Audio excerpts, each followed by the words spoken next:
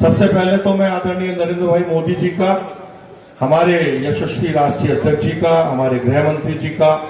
आप सबकी ओर से, हम सबकी ओर से हार्दिक धन्यवाद और साधुवाद करना चाहेंगे कि एक ऐसे कार्यकर्ता को हमारे बीच में कमल का फूल लेकर के भेजा है, जो संघ के स्वयंसेवक के नाते, विद्यार्थी परिषद के कार्यकर्ता के नाते, भारतीय जनता पार्टी के कार्यकर्ता के नाते आपको जो भी दायित्व दिया उस दायित्व में आप खरे उतरे। और मुझे पूरा विश्वास है आज आप हमारे बीच में कमल का फूल लेकर के आदरणीय नरेंद्र मोदी जी के प्रतिनिधि के रूप में आए हैं। मुझे पूरा विश्वास है कि आने वाले समय में जब लोकसभा चुनाव के परिणाम खुलेंगे तो सबसे बड़ी जीत आपकी अलवर लोकसभा क्षेत्र से होगी, ये मुझे पूरा विश्वास है। मैं एक बात और बताना चाहूंगा कि आदरणीय महाराज जी जब सांसद थे और आदरणीय भूपेंद्र जी भाई साहब मंत्री के नाते कार्यभार अपना संभाल रहे थे, हम आपसे मिले थे आदरणीय रामेश जी के साथ, महाराज जी के नेतृत्व में। जो भिवाड़ी की बहुत बड़ी समस्या थी, बहुत पुरानी मांग थी, क्योंकि धारोड़ा से जब चढ़ते थे तो हमको ना तो आने के लिए कोई अच्छी सड़क मिलती थी, ना जाने के लिए सड़क मिलती थी। हमने महाराज जी के साथ जाकर के आदरणीय भूपेंद्र जी भाई साहब से आग्रह किया और आपने हमारे आग्रह को स्वीकार करते हुए हमारे परिवहन मंत्री आदरणीय नितिन गडकरी जी के पास हमारे साथ साथ आप गए और जो राव होटल के सामने से जो सड़क का हमको मार्ग मिला है उसमें महत्वपूर्ण भूमिका यदि किसी व्यक्तित्व की है तो आदरणीय भूपेंद्र यादव जी की है। और इस मंच के माध्यम से मैं आदरणीय प्रधानमंत्री जी को, आदरणीय नितिन गडकरी जी को, आदरणीय भूपेंद्र जी भाई साहब को और हमारे तत्कालीन सांसद और वर्तमान विधायक आदरणीय बालकनाथ जी को आप सबकी ओर से धन्यवाद देना चाहूंगा। इस महत्वपूर्ण सड़क को बनवा करके आपने केवल भिवाड़ी के उद्योगपति और आम जन को ही नहीं, पूरे अलवर जिले की जनता को जो राहत देने का काम किया है उसके लिए भी मैं आपको बहुत बहुत धन्यवाद और साधुवाद कहना चाहूंगा। एक बात और कहना चाहूंगा कि राज्यसभा सदस्य के नाते 10 वर्षों तक लगातार आपने अलवर शहर से ही नहीं अपितु अलवर जिले के किसी भी क्षेत्र से, चाहे आम जन भी सीधा गया हो, हमारे जनप्रतिनिधि सीधे गए हो, उनको राज्यसभा निधि की जो राशि आपके पास थी उससे हर सुख दुख में काम आने का काम किया। चाहे लाइब्रेरी की बात हो, सरकारी स्कूल में कमरों की बात हो, सामुदायिक भवन की बात हो, आपने आगे बढ़ करके अपने राज्यसभा निधि का अधिकांश फंड अलवर जिले की जनता को देने का जो काम किया उसके लिए भी आदरणीय भूपेंद्र जी भाई साहब हम सब लोग आपको धन्यवाद ज्ञापित करते हैं। साथ ही साथ आपको ध्यान होगा सिरस्का एक वन्य क्षेत्र है, आप सिरस्का पधारे थे और हम सब ने मांग की थी कि वहां एलिवेटेड रोड होनी चाहिए। गांव वालों को सिरस्का में जाने से पाबंदी मिलती है, उस पाबंदी से उनको राहत मिले। थानागाजी कस्बा एक मानचित्र पर स्थापित है, वो कस्बे में व्यापार भी बचे, उस आग्रह को आपने स्वीकार किया और मुझे बताते हुए खुशी है उस एलिवेटेड रोड की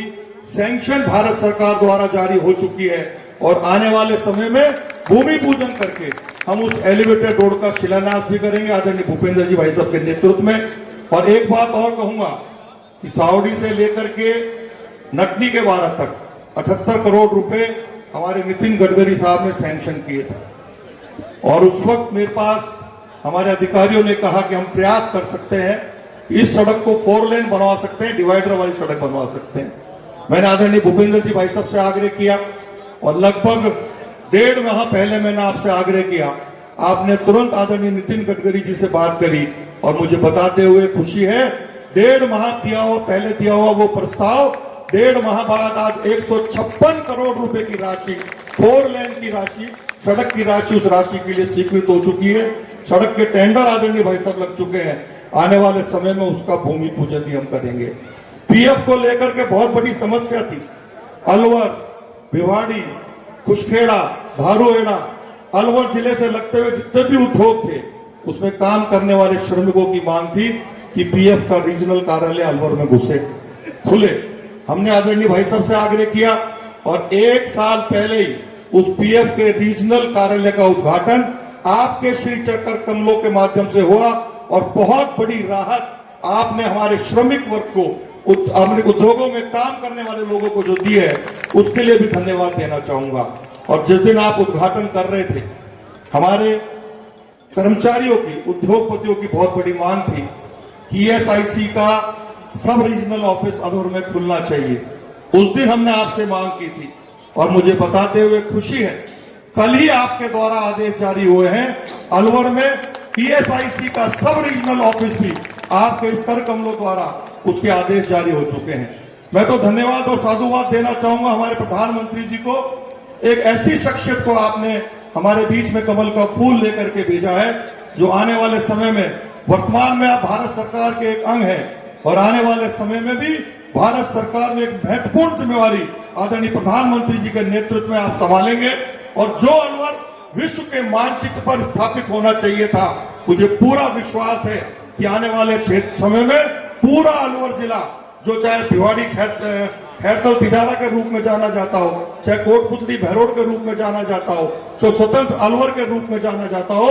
वो अलवर जिला भारत के मानचित्र पर विश्व में अपनी साख बनाएगा और केवल